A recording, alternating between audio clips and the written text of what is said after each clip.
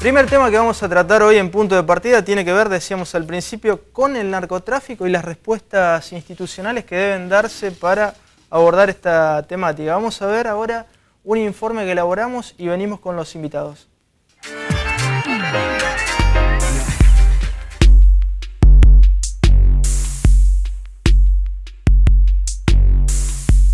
El negocio del narcotráfico mueve más de 3.000 millones de dólares anuales en todo el mundo. Aunque la DEA, la Agencia para el Control de Drogas de los Estados Unidos, duplica esos cálculos, llegando en total a 600.000 millones de dólares. La venta ilegal de estupefacientes, junto al tráfico de armas, son los dos negocios más rentables del mundo. El comercio de drogas ilegales sostiene muchas economías legalizadas en todo el mundo. Ello puede explicar, en parte, por qué el narcotráfico es un fenómeno mundial difícil de combatir. Según admitió el Consejo de la Unión Europea en su documento Estrategia Europea de Lucha contra las Drogas 2000-2004, si se acabara el narcotráfico, la economía de los Estados Unidos bajaría su Producto Bruto Interno entre un 19% y un 22%. Durante las últimas décadas, el crecimiento y la diversificación de la producción, el tráfico, la comercialización y el consumo de drogas ilegales han sido significativos, poniendo de manifiesto las limitaciones de las estrategias de control inauguradas en los años 70, basadas en el discurso de la guerra contra las drogas. Durante las últimas décadas y bajo esta estrategia se han incrementado sensiblemente la población de consumidores de todo tipo de drogas prohibidas. Se han multiplicado la producción mundial de drogas ilegales, así como la calidad de las diversas sustancias. Se han estructurado una infinidad de mercados altamente estratificados por tipo y por calidad de producto, por precio y por capacidad adquisitiva. Se han diversificado las modalidades y los canales de tráfico y tránsito internacional de drogas prohibidas. Se han extendido y dinamizado los grupos organizados delictivos abocados al negocio del narcotráfico. Se han incrementado los márgenes de rentabilidad y de beneficios brutos y netos de estos grupos. Se han expandido el lavado de dinero y de uso de fondos provenientes del narcotráfico en actividades legales e ilegales. Ha crecido la corrupción política, judicial y o policial vinculada al negocio del narcotráfico, y se han profundizado los anacronismos y las deficiencias de las instituciones policiales ante la complejidad y el dinamismo del accionar de los grupos narcotraficantes.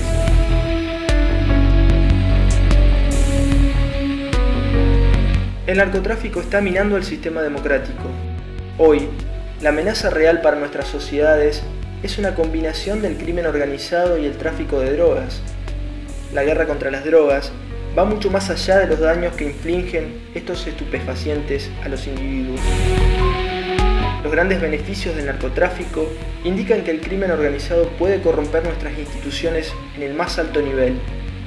Si pueden hacer eso, entonces nuestras democracias están en peligro, declaró en 1997 el secretario general de Interpol, Raymond Kendall, ante el Congreso Anual de la Organización Internacional de Policía del Crimen. Los narcos no enfrentan a las clases dominantes para acabar con ellas, al contrario, inyectan dinero en sus mercados y en sus negocios, en sus partidos políticos, instituciones y organizaciones corporativas. Además, están disputando el llamado territorio a las fuerzas políticas tradicionales y al propio Estado, ya que los narcos se insertan en los barrios ofreciendo dinero fácil a miles de hombres y mujeres expulsados por el sistema.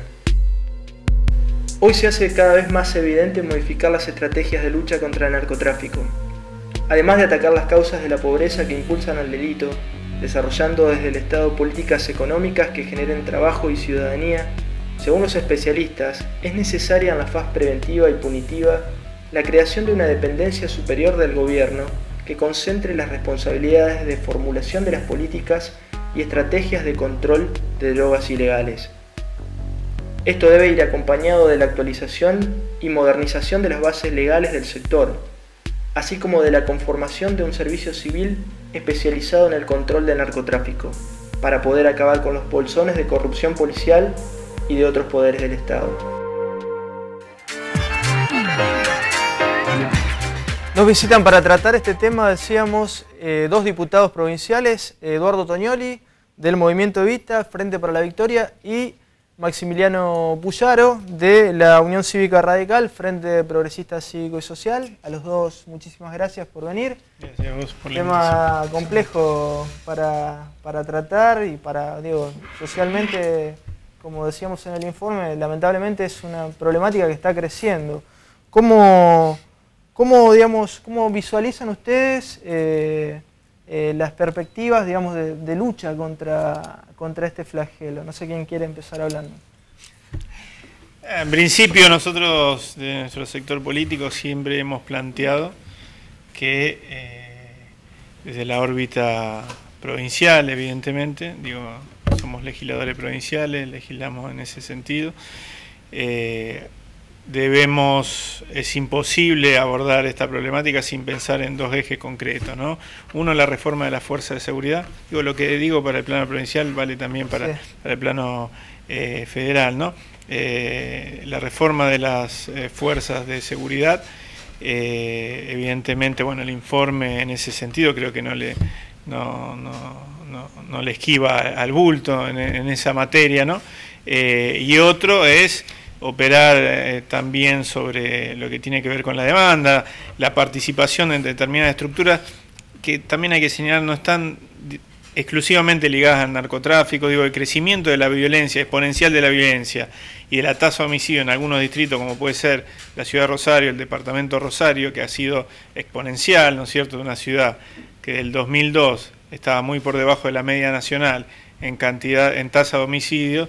En el 2009-2010 ya doblaba la media nacional, estaba en 10 homicidios cada 100.000 habitantes, y este año, siguiendo las proyecciones, va a terminar en aproximadamente 20 homicidios cada 100.000 habitantes. Evidentemente, acá el problema no es solo el del narcotráfico exclusivamente, sino el crecimiento del nivel de violencia con la que se resuelven determinadas conflictividades, entre otras generadas posiblemente por el tráfico de estupefacientes y otros comercios ilegales.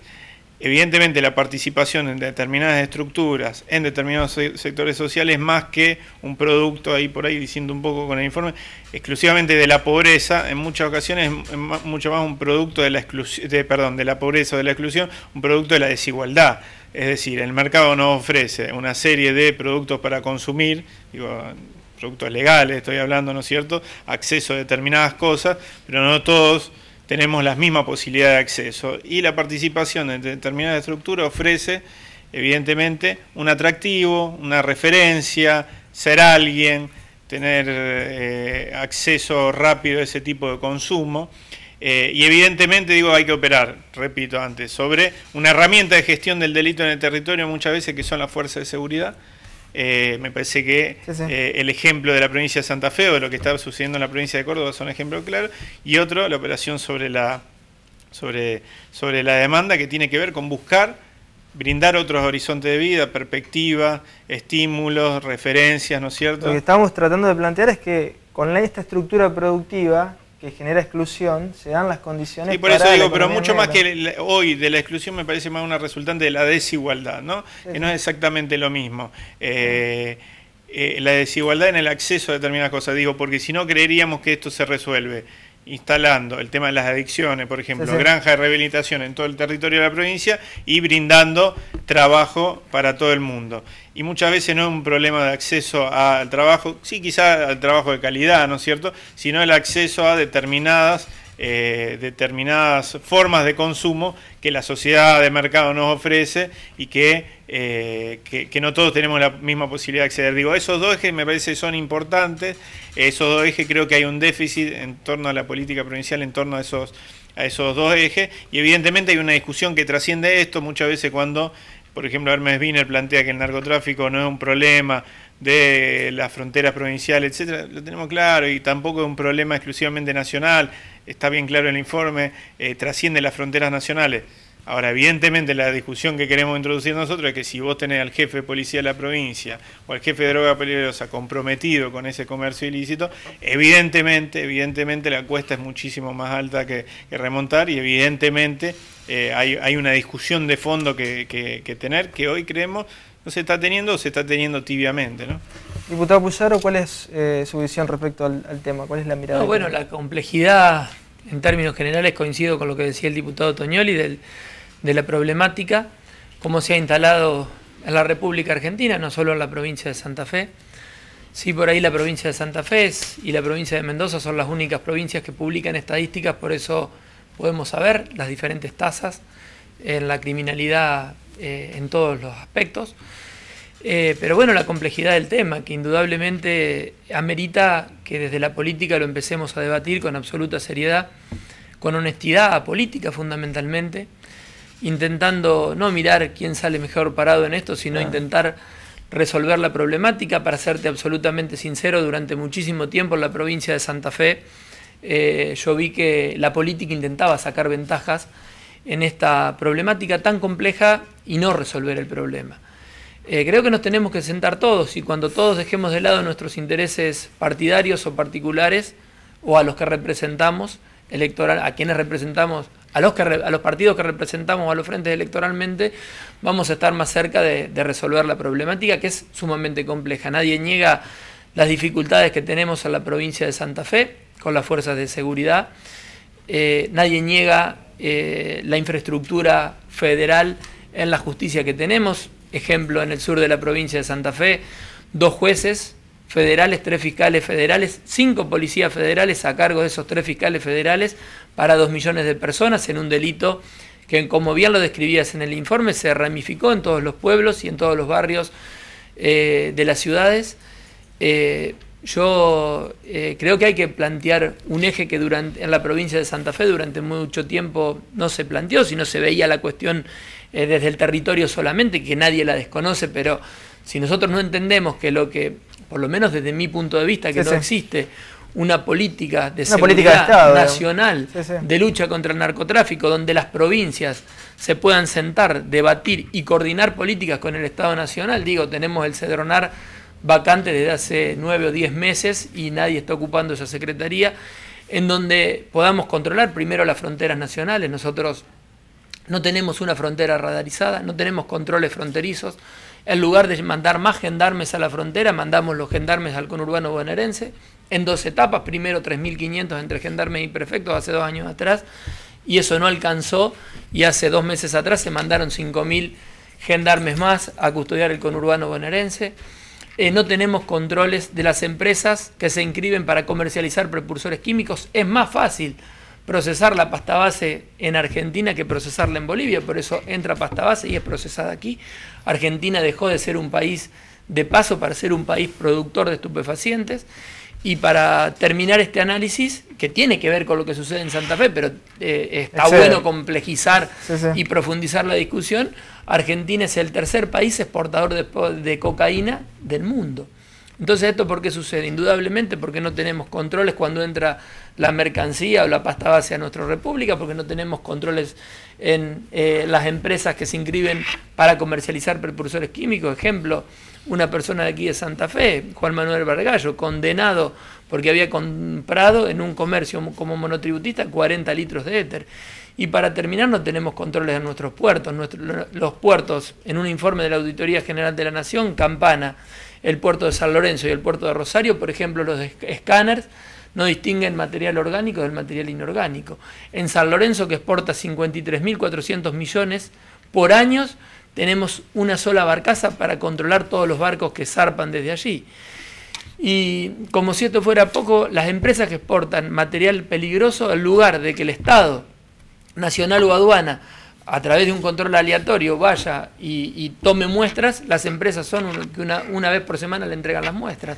Esto hace que nuestro país esté el caldo de cultivo para que suceda lo que sucede. Y después analizando eso y digo, y coordinando políticas de las provincias, en ese momento tenemos que analizar en profundidad la complejidad que tenemos a la provincia de Santa Fe, que indudablemente, como describía el diputado Toñoli, tenemos un problema con las fuerzas de seguridad y un problema donde el Estado, y cuando digo Estado local, provincial y nacional, no llega a algunos lugares, y como bien lo decía Eduardo también, lamentablemente algunos pibes les da más prestigio o respeto, como ellos te lo dicen, pertenecer a algunas bandas en las cuales arriesgan su vida todas las noches, que socializarse en esas bandas, que es socializarse en el deporte, en la cultura, en el trabajo, en la solidaridad. Les propongo hacer una breve pausa, más allá de este diagnóstico inicial que compartimos con los televidentes, y vamos a retornar para charlar sobre las salidas posibles. Ya venimos.